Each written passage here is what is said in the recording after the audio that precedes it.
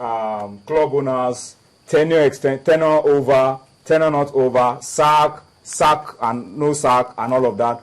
The Nigerian Football Federation today came out and rejected the decision of the league management of the club owners sacking the league LMC management company. So they came out today and rejected it. I wish you could put out for you to see on slide. I'm sure you're going to come to that so that you can also see what the NFF said in the statement. NFF President Aminu Megiri is not in town. He's with the Golden Eaglets in Dubai? I don't know, 17 World Cup, but he sent his words rejecting what the league management company, the sack of the league management company. But the club owners have said no. We didn't say sack. We said their tenure is over. They had 1 year. Their tenure is over, and that was the time of reference. But whichever way you look at it, NFF have come in to say no. We put them there. We can decide how long they stay. You can't tell them when to pack it up. Just like the LMC told us yesterday. Yeah, that's the truth. In spite of whatever you might think, in spite of wanting to call some of those guys at the LMC or Liver Twist, but you see, the point is, these guys run football, and whatever authority the LMC have, they've gotten it from the football governing body, and of course, they are saying, look, if we're going to say it's over for these guys, it's going to be our decision. It's not going to be yours. I mean, there's nowhere in the world where, club owners, decide what gets to happen. FIFA, CAF. What did you say? No. What I'm saying is, I was deaf myself. No. What my point was, FIFA deals directly with the football governing authorities, and it is expected, the FAs, and it is expected that whatever decisions that are being made, it's going to be the point. He has an interesting perspective. I won't say it's a point, but it's a perspective. FIFA, every FA controls football. Yes. According to FIFA. Yes. But leagues are not members of FIFA. No. Leagues are not members of FIFA. No. And whatever authority that is derived, and that is why leagues have their own separate congress, have a different way that they are run. Leagues have a different way that they are run. Well, look, to jump into this, my own take on everything is it's particular. Everything that is coming to the fore now has its genesis way back. Yes. It is not something that just started, and we mentioned it on this program. Everything, the genesis of this started when everything was not well spelled out when the LMC came into existence. For example, according to my own sources and according to my own investigation, who removed the Baribote board? Was it the Nigerian Football Association or was it the Nigerian Football Federation? Association, don't get confused. No. According to Football Federation. I'm coming to that. That's the topic for another day. I'm coming to that. According to the laws of the Federal Republic of Nigeria, we recognize the Nigerian Football Association. Until that law is what do we say is abrogated or amended, it still remains that. So, who removed the Baribote board?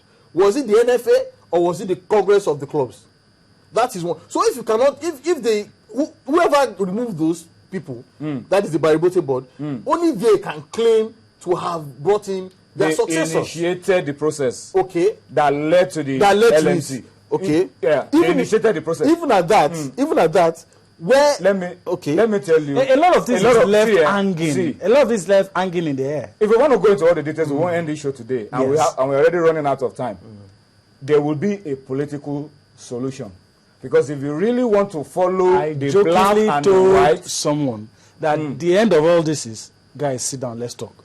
The NFF, too late for that. The NFF said in that statement, it's now coming on your screen. That's the press release. NFF rejects club owners' purported sack of LMC. Yeah. If you read the content of that letter, this NFF president said the LMC... paraphrase. I said, he says, I am shocked to hear about a meeting of club owners managers where they reportedly told the LMC to hand over to the secretariat of the league. That is not within their purview. It is the responsibility of the NFF to determine the fate of the LMC. One day, and if you go on and read, they said the LMC is holding the league fort on behalf of the NFF. and they gave the LMC the license to manage the league. Yeah. And some interested persons, neutral persons have said, yes, there is that contract. But that contract is Nigeria Football Association and the league management company. Not today. I overrule you guys. So we have to do a show one day, and the show will be, is the NFF the same as NFA? That will be the night to really put all of this in perspective. But because of all the confusion, we really have to, leave things the way they are. I hope you know journalists are also guilty of perpetuating this situation. Let's go to what we have on the screen. Under 17 quarterfinal games start tomorrow. Yep. Our game is on Saturday. Yep. Nigeria, Uruguay.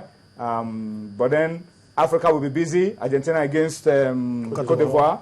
We have Brazil against Mexico.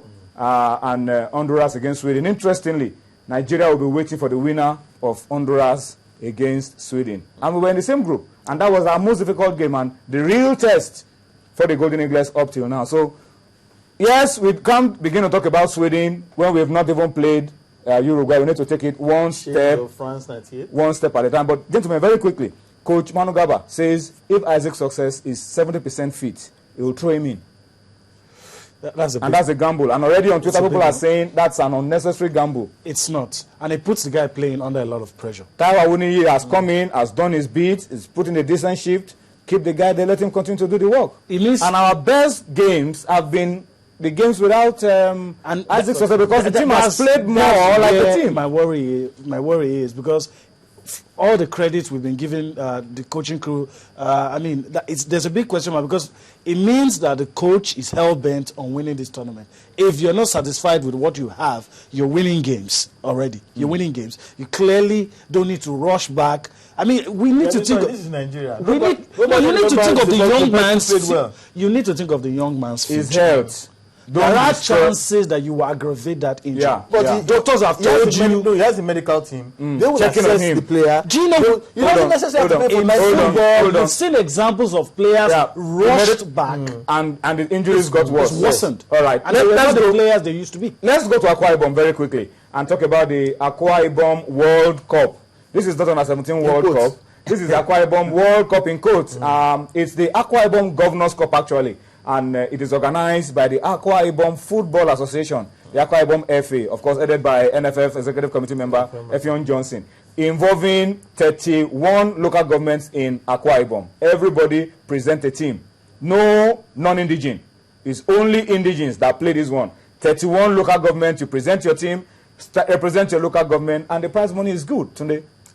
3 million for the winners, 2 million for runners-up, 1 million for third place team. Well, that's everything to play for. That's enough incentive for any local government to string together a team of. And you cannot use mercenary. You cannot hire people that are not in your local government. No, every local government is playing. No, by the time they start speaking the native dialect to you, and that you cannot give us, they cannot give a convincing answer of where you are born, when you are born, and a convincing answer in the native dialect, of course, will be screened. But it's a very good one from the Akwa Ibom FA. We've talked about how many of these state governments and the FAs and they have told the clubs in Akwa Ibom, come and scout for talents for your teams. You know, people keep talking about what is it that FAs really do. Do they just sit back and just fold their hands onto the National Sports Festival and wait for grants from the NFF, or wait for until when there's an NFF election, when they come with the chairman and secretary? Crucial. You know, so what do they really do? But now people like the Akwa Ibom State FA are rising to the occasion and showing that yes, they can build a sustainable platform for football, true football development in their states.